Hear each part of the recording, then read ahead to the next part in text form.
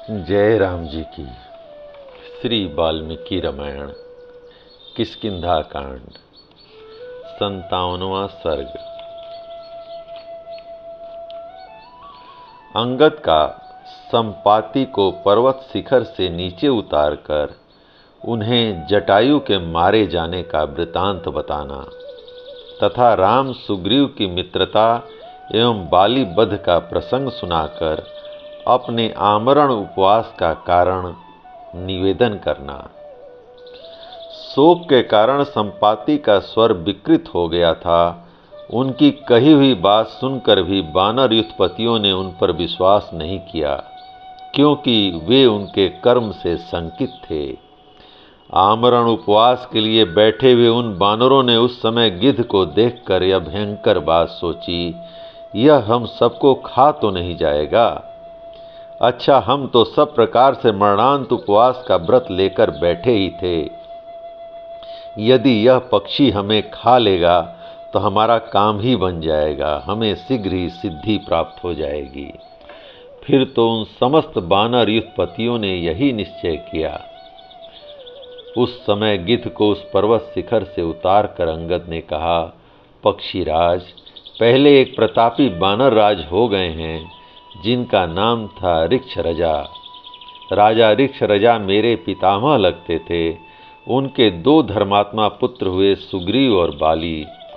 दोनों ही बड़े बलवान हुए। उनमें से राजा बाली मेरे पिता थे। संसार में अपने पराक्रम के कारण उनकी बड़ी ख्याति थी। आज से कुछ वर्ष पहले इक्ष्वाकु वंश के महारथी वीर दशरथ कुमार श्रीमान रामचंद्र जी, जो संपूर्ण जगत के राजा हैं, पिता की आज्ञा के पालन में तत्पर हो धर्म मार्ग का आश्रय ले दंडकारण्य में आए थे। उनके साथ उनके छोटे भाई लक्ष्मण तथा उनकी धर्मपत्नी विदेह कुमारी सीता भी थीं। जन स्थान में आने पर उनकी पत्नी सीता को रावण ने बलपूर्वक हर लिया। उस समय गिद्धराज जटायु ने, जो उनके पिता के मित्र थे, देखा रावण आकाश मार्ग से विदेह कुमारी को लेके जा रहा है। देखते ही वे रावण पर टूट पड़े और उसके रथ को नष्ट भ्रष्ट करके उन्होंने मिथिलेश कुमारी को सुरक्षित रूप से भूमि पर खड़ा कर दिया। किंतु वे वृद्ध तो थे ही, युद्ध करते करते थक गए और अंतोगत्वा रण क्षेत्र में रावण के हाथ से मारे गए। इस प्रकार महाबली रावण के द्वारा जटायु का वध हुआ।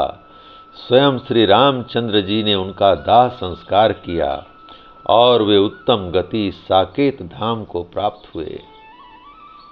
तदंतर श्री रघुनाथ जी ने मेरे चाचा महात्मा सुग्रीव से मित्रता की और उनके कहने से उन्होंने मेरे पिता का वध कर दिया। मेरे पिता ने मंत्रियों सहित सुग्रीव को राज्य सुख से वंचित कर दिया था।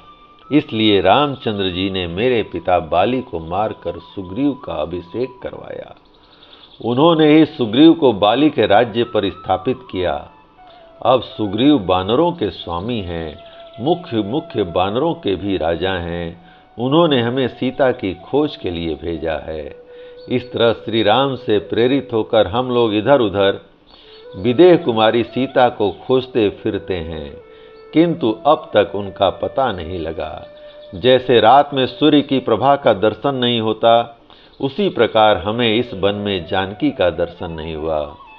हम लोग अपने मन को एकाग्र करके दंडकारण्य में भली भांति खोज करते हुए अज्ञानवश पृथ्वी के खुले हुए विवर में घुस गए।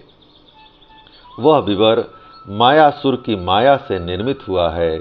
उसमें खोजते खोजते हमारा 1 मास बीत गया, जिसे राजा सुग्रीव ने हमारे लौटने के लिए निश्चित किया था। हम सब लोग कपिराज सुग्रीव के आज्ञाकारी हैं, किंतु उनके द्वारा नियत की हुई अवधि को लांघ गए हैं। अतः उन्हीं के भय से हम यहाँ आमरण उपवास कर रहे हैं। कुकस्य कुलभूषण श्री राम, लक्ष्मण और सुग्रीव तीनों हम पर कुपित होंगे।